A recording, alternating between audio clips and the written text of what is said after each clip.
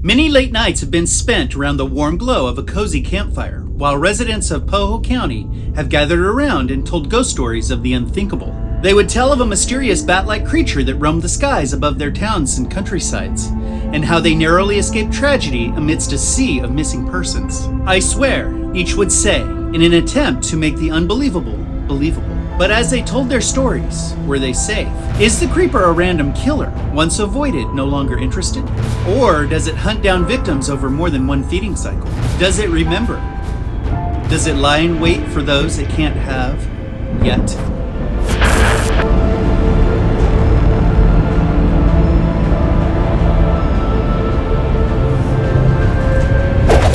The creeper replaces body parts. We've watched it remove its own head to rebuild itself. Does it remember? Does it pursue certain people over multiple feeding cycles? Is it a pathological creature that will stop at nothing to obtain certain targets? Are Trish, Addison, DeAndre, and Bucky safe now that it ran out of time? Answers to these questions may give insight about the future.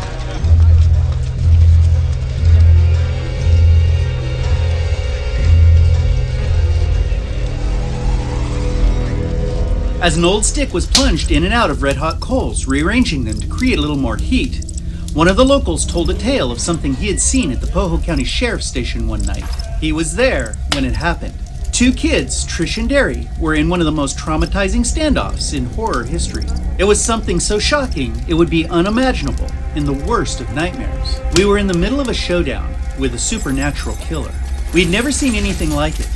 And there were these two kids between us and this monster. The creature had the brother around the neck, while the sister was pleading with the creature to take her instead. This tense moment happened after it ravaged through our building and took the lives of two of our officers. As we all watched and hoped for an end to the situation, the creature grabbed the kid and crashed through one of the big windows out into the night. The kid was carried in the air, high above his sister, who was still screaming on the ground far below, pleading for her brother's life. Whatever it was, it flew away with that kid.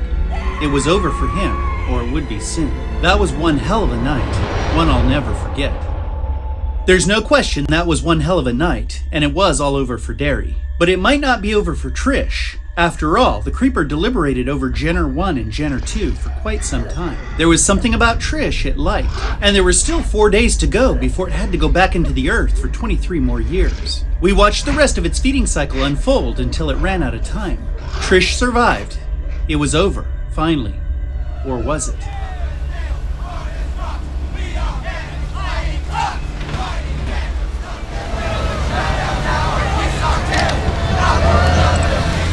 I remember the spring of 2001, one evening, and I'll never be able to unsee what I saw that night. We were headed home after a basketball tournament, and something attacked our bus. I swear to you, it was a human-sized flying creature, like a bat. No, I'm serious, it really happened. I was sitting kind of near the back of the bus, and we lost a tire. I think it was both tires actually on the right rear, and the bus couldn't move on the rims for some reason, so we were stranded. Before we knew it, our coaches and our bus driver vanished into thin air. The last one, Coach Barnes, looked like he was struggling at the front door before he vanished. Now, I didn't see it, but one of my friends said it was a flying monster that took Barnes up into the night air. I could hear him screaming, and it sounded like his scream went straight up, and then I saw it. I can't even tell you what it was that I saw. It had these really old antique clothes on, and it was hanging on the side of our bus, sideways. It was even pointing at some of us. Pretty soon, we all decided to get off the bus, except for this one kid, Johnny. He decided to stay on, and he locked the door behind us. Then, there it was. I saw it with my own eyes, flying. There was something flying in front of the moon, just like in the movies. It looked like a man, and it had clothes on, but it was way up in the air, hovering like a human helicopter. I'll never forget how fast we all ran back to that bus, but Johnny wouldn't let us in, so I dove under the bus. I heard everybody run off, screaming. It was horrible. I could hear the heavy swoosh sounds of its wings and screaming way off in the distance. And that's when I bolted in the other direction. I wanted to get as far away from those screams as possible. Man, I'll never forget how fast and quiet I ran away from that bus. Before long, I was miles from it. It took forever to find a road and eventually a car, but I was sure glad it was over.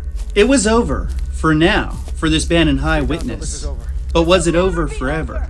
Was it over for Minxie, DeAndre, and Bucky? Well, what do the details of the campfire story known as Jeepers Creepers tell us? We watched it blow the fuck away. I think it's eaten too many hearts for its own to ever stop. Got something it likes, one of you, and it's not gonna stop coming after you until it knows which one. Giselle provided the first piece of evidence in our investigation. It's not gonna stop until it knows which one. This statement was the first indication of the creeper's persistence. Basically, Giselle shocked audiences when she told the Jenners the creeper wouldn't stop coming. In Jeepers Creepers 2, Minxie validated Giselle's statement when she told Jack Sr. he couldn't kill it. Look, you can't stop it. This'll never be over. It doesn't matter what you do. It'll be back 23 years from now, and 23 years from then. What did Minxie mean by this statement? She was trying to convince Jack Sr. that he couldn't stop the creeper or permanently destroy it. But her words were dancing around a deeper, darker meaning. It isn't clear if Minxie spent any time thinking through her own statement, or if she was aware of the terrible future her words predicted. But what was clear from both of these pieces of information is that they were dealing with a monster that wouldn't stop until it achieved its goal. It was relentless in its pursuit and focused on results. But was there hope for a clean slate after each feeding cycle? If a victim somehow managed to escape the creeper and its time ran out, were those around it who survived safe? Let's look further. It isn't dead.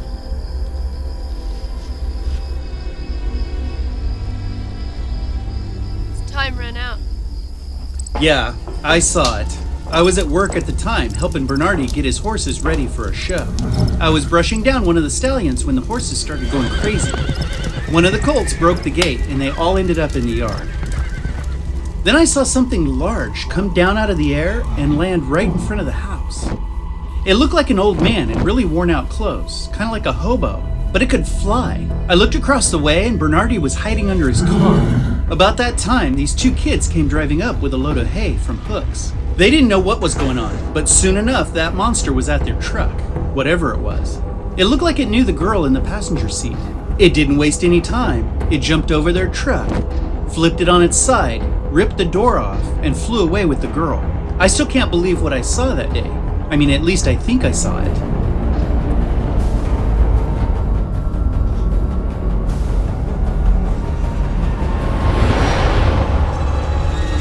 When the creeper landed near the Hooks Feed and Grain truck, it instantly recognized Addison. It sensed who she was by smelling her fear. This was the first time viewers understood that the creeper has a memory. It knew Addison, or something about her, was a part of its past. But this was even more disturbing, a few layers below the obvious. Addison was probably too young for the creeper to remember her specifically. It knew she was related to Kenny Brandon, her uncle. That's Kenny of Kenny and Darla. It could sense her relation to a victim it had taken 23 years earlier.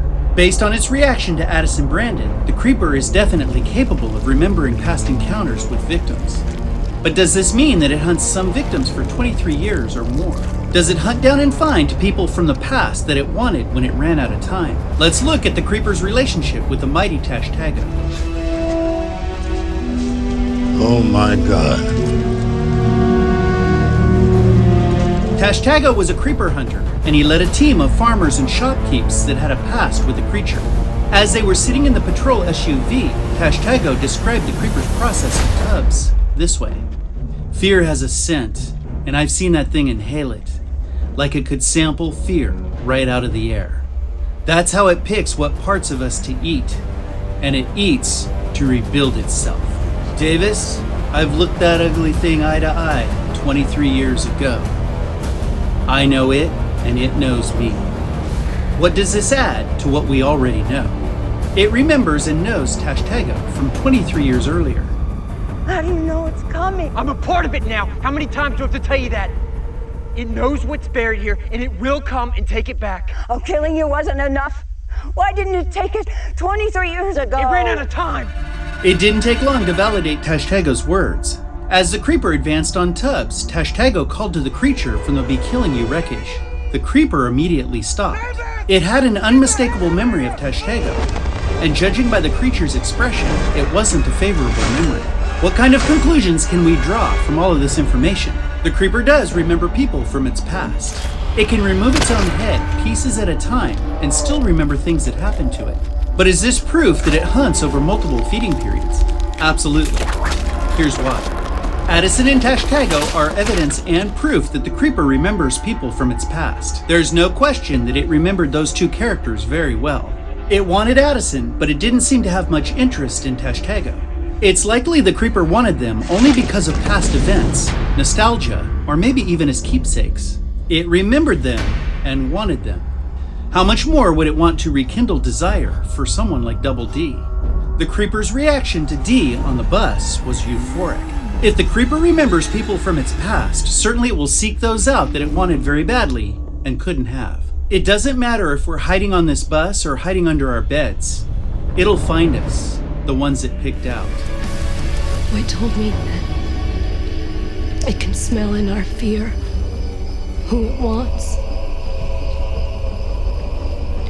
and what from them it wants to eat. Thank you for watching today. Sub up and join the fam. If you click the bell, it shall toll for thee. Until next time, we'll see you.